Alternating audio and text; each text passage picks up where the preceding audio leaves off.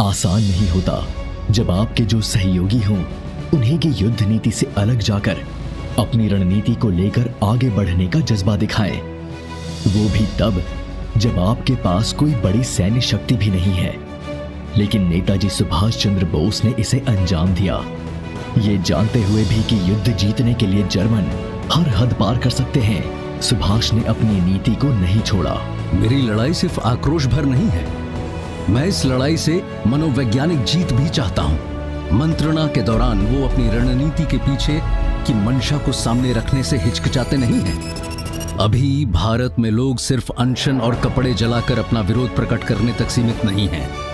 भारत में अभी सिर्फ वही सैनिक क्रांति से अछूते हैं जो इस युद्ध में व्यस्त हैं। इसलिए जब इस युद्ध में उनके सामने भी अपने ही भाई, बंधु या देशवासी दिखेंगे, तब उन्हें विश्वास होगा कि वो ये लड़ाई अपने लिए नहीं, अपनों से लड़ रहे हैं। ब्रिटिश शासन को भारत की वफादारी पर रत्ती भर भी शक नहीं है, लेकिन उन सिपाहियों को डिगाने के लिए इन्हीं युद्ध बंदियों को सामने रखना जरूरी है।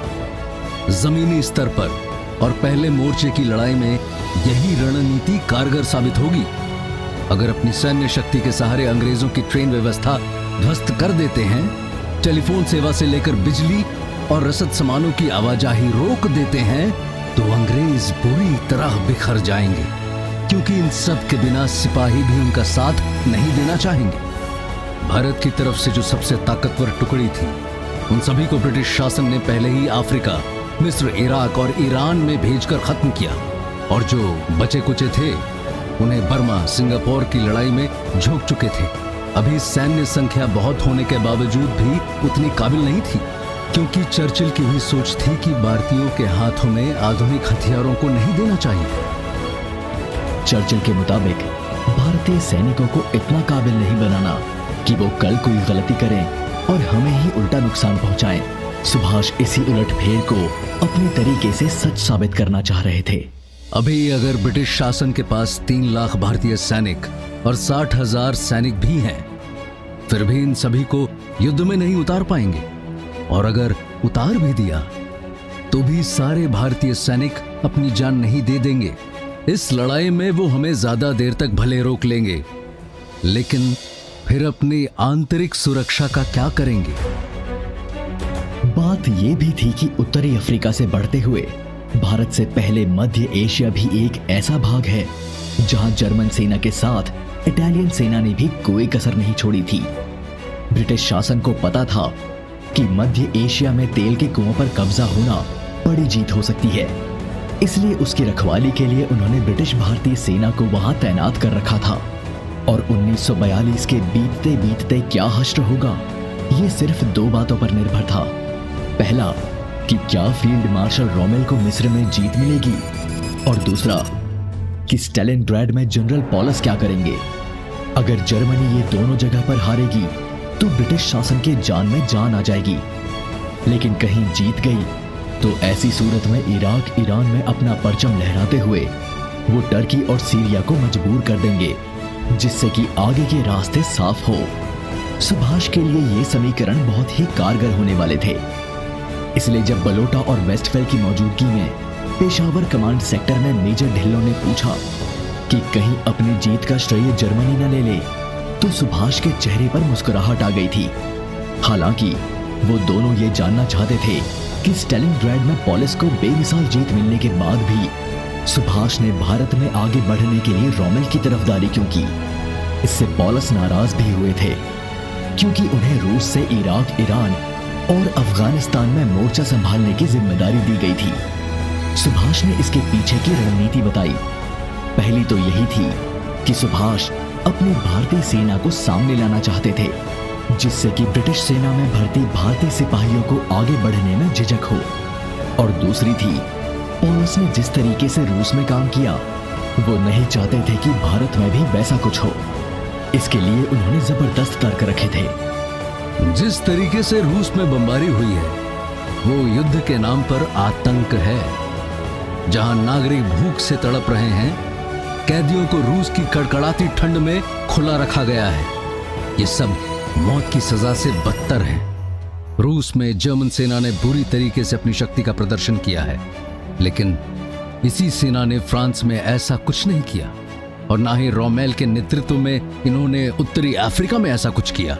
युद्ध होते ही है विनाशकारी, तो इसमें बुरा क्या है? और क्या रूस ऐसा कुछ करने से परहेज करता?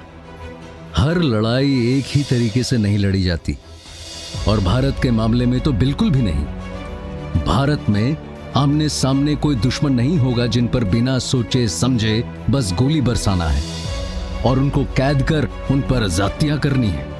इसलिए मैंने पूरी कोशिश की कि जब भारत की तरफ सेना बढ़े तो उसकी अगुवाई या बागडोर रोमेल के हाथों में सौंपी जाए।